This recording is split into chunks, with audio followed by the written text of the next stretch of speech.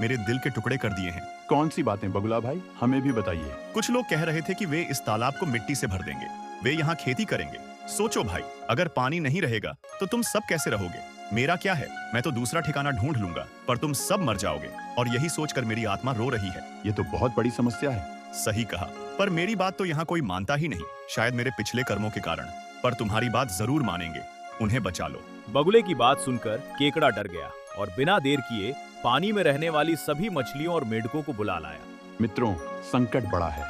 बगुला भाई ने कहा है कि तालाब सुखाया जाएगा। हे भगवान, मैं तो मर जाऊंगी, बिना पानी के मेरी त्वचा खराब हो जाएगी, कोई बचाओ मुझे। अगर हम मर गए तो हमें खाना कौन खिलाएगा? पर मुझे यह बात कुछ अजीब लग रही है। वह बगुला तो हमारा दुश्मन है, आज उसे हमारी चिंता क्यों हो रही है? मेंढक भाई, बुढ़ापे में लोग बदल जाते हैं। वे वहाँ किनारे पर रो रहे हैं। चलो उनसे ही उपाय पूछते हैं।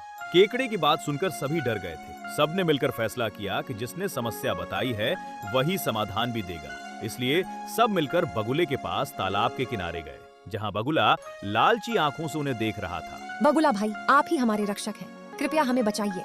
देखो बहन, मैं तो अब बूढ़ा हो चुका हूँ, उड़ने की शक्ति भी कम है, पर यहाँ से थोड़ी दूर एक और बड़ा तालाब है, वहाँ का पानी कभी नहीं सूखता।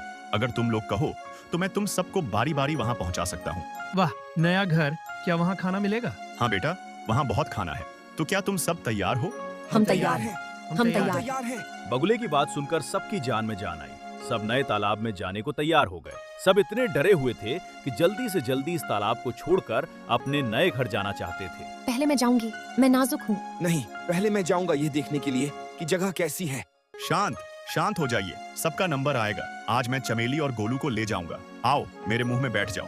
बगुले की बात मानकर चमेली और वो लोग बगुले के लंबे चोंच में बैठ गए अपने नए घर के सफर के लिए। बाय दोस्तों, हम नए घर में मिलते हैं। बगुला सबसे विदा लेकर वहां से उड़ चला। जंगल के रास्ते कुछ दूर उड़ने के बाद बगुला एक सुनसान जगह पहुंच गया, जहां आसपास पानी का निशान भी नहीं था, बस एक बड़ा पत्थर था। ये देखकर चमेली और गोलू सोच में पड़ गए। बगुला भाई, ये कैसा तालाब है? यहाँ तो पानी ही नहीं है, ये तो पत्थर है।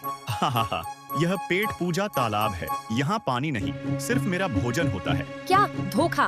तुम लोग बड़ी बड़ी बातें करते थे ना, इसलिए तुम्हें खाकर मुझे भी बड़ा स्वाद आएगा। हा। और देखते ही देखते बगुले ने दोनों को पत्थर पर पटक दिया और उन्हें खा लिया। आह, आनंद आ गया। आज तो दावत हो गई, अब थोड़ा आराम करके दूसरी ट्रिप पर जाऊंगा। चमेली और गोलू को खाने के बाद बगुला रोज उस तालाब में जाता और मछलियों को नए घर में ले जाने के बहाने उसी पत्थर पर पटक कर खत्म कर देता और फिर उन्हें बड़े मजे से खाता।